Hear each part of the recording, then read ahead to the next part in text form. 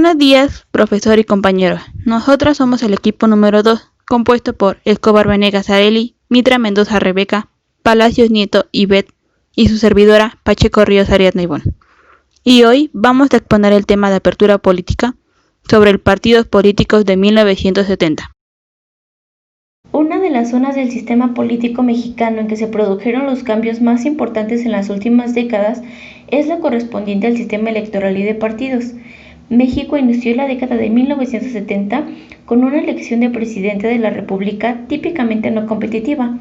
El gobernante Partido Revolucionario Institucional, PRI, postuló a Luis Echeverría Álvarez en alianza con otros dos pequeños partidos, el Populista Social y el Auténtico de la Revolución Mexicana. El único partido opositor de la época, el Partido Acción Nacional, postuló a Efraín González Morfín Echeverría, quien ganó la elección.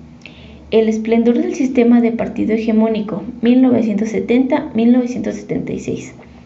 Al inicio de la década de 1970, el sistema electoral y de partidos en México era un clásico ejemplo del sistema no competitivo, en el que por tanto no se sometía realmente a la competencia entre los partidos el acceso a las posiciones gubernamentales decisivas.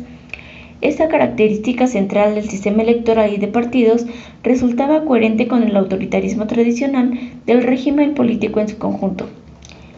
Siguiendo la conocida definición de Giovanni Sartori, se trataba de un sistema de partido hegemónico pragmático.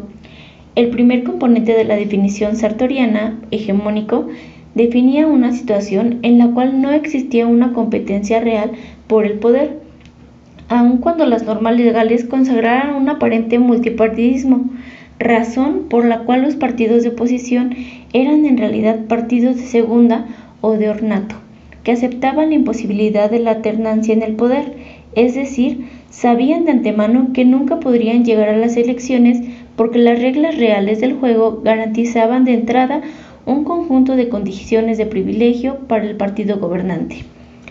El segundo objetivo de la definición de Sartori, pragmático, aludía al peso relativamente disminuido de la ideología en el modelo de dominación del partido hegemónico, característica que le permitió tener una gran flexibilidad para integrar en su interior un amplio espectro de ideologías que le posibilitó durante un periodo muy prolongado desarrollar una impresionante capacidad de cooptación de los opositores.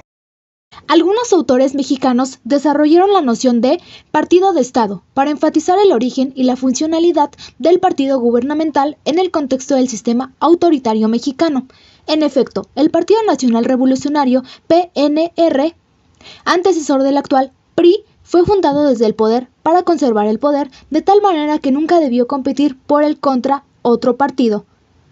Las transformaciones posteriores del partido en Partido de la Revolución Mexicana, PRM, y el actual PRI fueron iniciativas presidenciales que enfatizaron su característica del partido de Estado. Esta razón explica que desde su origen el PRI haya disfrutado ampliamente de los recursos estatales, humanos y financieros, y de las reglas del juego, tanto escritas, la legislación electoral, como no escrita, el conjunto de usos y costumbres de la política mexicana, hechas para garantizar el conjunto de privilegios.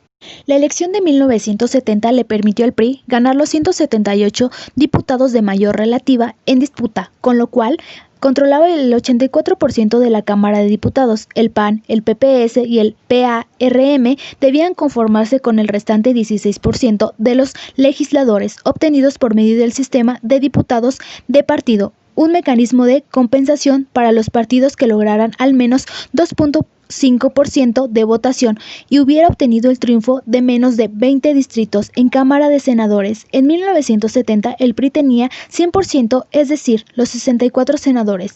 Esta presencia abrumadora del PRI en las dos cámaras le permitieron al presidente surgido de sus filas tener un control casi absoluto sobre el conjunto del régimen político basado en el sistema de partidos hegemónicos pragmáticos. En 1972 y 1973, el gobierno del presidente Echeverría impulsó una reforma constitucional y una nueva ley electoral como parte de su proyecto de apertura democrática, estrategia con la que trataba de cerrar las heridas abiertas por las represiones a los movimientos estudiantiles de 1968 y 1971. Los cambios, sin embargo, fueron realmente mínimos y no facilitaron la entrada de nuevos partidos. Se dio a los partidos la prerrogativa de acceso gratuito a radio y televisión en tiempos electorales. Se otorgó un representante en la Comisión Federal Electoral con voz y voto a cada partido político. El control del partido hegemónico sobre esta comisión seguía haciéndose posible gracias a los comisionados de cada cámara y al hecho de que la presidencia recaía en el secretario de Gobernación. Hasta aquí, estos cambios permitían mejores condiciones para los partidos opositores que ya contaban con registro legal, PAN, PPS y PARM, pero el cambio que se suponía permitiría la entrada de nuevos partidos a la esfera electoral finalmente endureció aún más los requisitos para el registro.